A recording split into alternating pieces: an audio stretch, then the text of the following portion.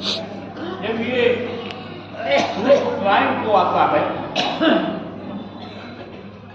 उसी दिन हम लोग ये मकर संक्रांति हमारे भारतवर्ष में मनाई जाती है। कई लोहड़ी के रूप में, कई पोंगल के रूप में, कई खिचड़ी के रूप में, कोई अलग अलग राज्यों में अलग अलग ढंग से मनाई जाती है, लेकिन सबका उद्देश्य एक ही होता है। और इसी दिन से कहते हैं शुभ कार्य शुरू हो जाते हैं। महाभारत में भीष्म पितामह वो भी बाणों की सैया में पड़े हुए इस बात का इंतजार करते रहे कि कब सूर्य उत्तरायण की ओर आए, क्योंकि उन्हें इच्छा मृत्यु का वरदान था। साध संगत जी, पूरे आज तक मैंने तो नहीं सुना कि किसी को इच्छा मृत्यु का वरदान है। एक भीष्म पितामह ऐसे थे जिनको इच्छा मृत्यु का वरदान था। हम लोगों को हो जाए तो हम लोग तो कभी मरने की बात ही न करें, यही सोचे कि भाई अब तो बस आ गए हैं तो यही रहना। लेकिन उन्होंने भीष्म पितामह ने उत्तरायण का इंतजार किया। हालांकि वो उन्हें कोई जरूरत नहीं थी, वो तो महायोगी थे, ब्रह्मचारी थे, बहुत बड़े महात्मा थे। उनके लिए क्या उत्तरायण हो क्या हो, वैसे किसी भी दिन उनकी मृत्यु हो सकती थी, लेकिन उन्होंने भी इंतजार किया। और साथ संगत जी, आज के दिन लोग पवित्र सरोवरों में स्नान करते हैं और इस उम्मीद से स्नान करते हैं गंगा में, यमुना में, या जो जहाँ प्रयागराज में जहाँ जो रहता है, हरिद्वार में जहाँ जिसकी संभावना होती है जाने की, इस उद्देश्य से स्नान करता है कि उसके सारे पाप धुल जाएंगे। साध संगत जी, कहा भी गया है कि ये तन विष की बेलरी, गुरु अमृत की खान, और शीश दिए जो गुड़ मिले तो भी सच्चा जान। तो साध संगत जी, ये तन विष की बेलरी है और हमारे शरीर में दो तरह की व्याधियां हैं, दो तरह की हमारे अंदर विष है।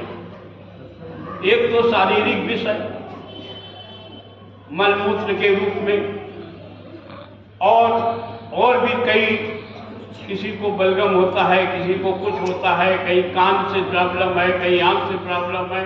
तो ये तन जो है विष की बेलरी है।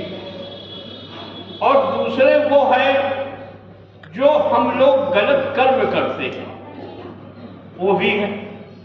अब वहां पर जो स्नान हुआ उसमें क्या हुआ कि हमारा शरीर धुल गया, साफ हो गया, और हमने ये सोचा हमारे पाप खत्म हो गए। साध संगत जी, ये मुक्ति का मार्ग बड़ा कठिन है। और पहले तो हम इस बात की चर्चा करते हैं कि ये जो तन है, इससे विष निकलने में क्या होता है। एक संवाद है अकबर और बीरबल का।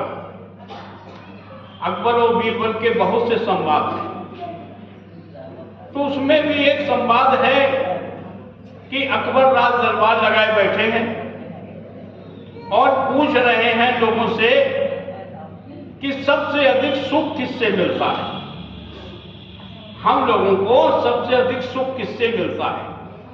अब जो बड़ा आदमी होता है, धन संपन्न वाला होता है, बलवान होता है, फिर वो तो राजा है, तो उनके पास चाटकारों की कमी नहीं होती। और वो जो चाटुकारिता करते हैं उनसे बड़े खुश भी रहते हैं। उनके सम्मान में, उनकी तारीफ में कसीदे गढ़े जाएं तो बड़े खुश होते हैं।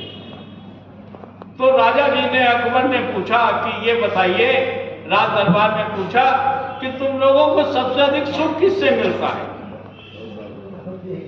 तो एक ने कहा कि हमें तो सबसे ज्यादा सुख मिलता है आपके समीप रहने से। किसी ने कहा हमें आपका चेहरा देखने से सुख मिलता है। माने चाटकारों की कमी नहीं, कि साहब आप जैसे नहीं कोई मंत्री आ गया, अरे साहब आपका क्या कहना है, कोई धन संपन्न वाला आ गया तो कहा भाई आपका क्या कहना है, आप तो सब तरह से अच्छे हैं। अच्छा वो बिल्कुल नहीं, लेकिन उसको भी खुशी होती है, वो अपने साथ कुछ लोगों को भी लेके चलता है कि साहब हमारी जो है तारीफ करें। तो राजा साहब बड़े खुश हुए, बीरबल कुछ नहीं बोले। तो उन्होंने कहा यार बीरबल तुमको नहीं कुछ बता रहा हो, तुमको सबसे ज्यादा सुख किससे मिलता है?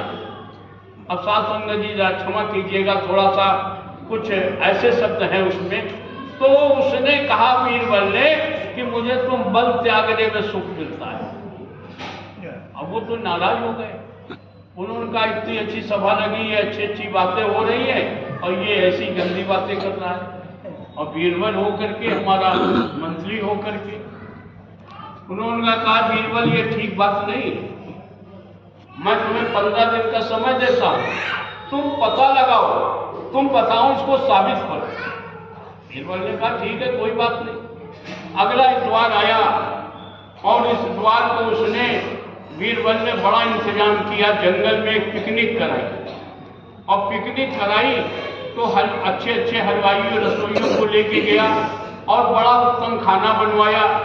राजा साहब को भी खाना अकबर को खिलाया गया, और उसने जो टेंट लगाए आस-पास सब महिलाओं के टेंट और बच्चों के टेंट लगवाए। अब राजा साहब रात में जब रुके, अब सुबह तो उनको प्रॉब्लम हुई, तो वो बाहर निकले। उन्होंने कहा अरे भाई बीरबल, यहाँ पर शौचालय का टेंट कहाँ है? कहा यहाँ तो कोई टेंट नहीं है। तो वो बेचारे बड़े परेशान हुए। अब बहुत परेशान हुए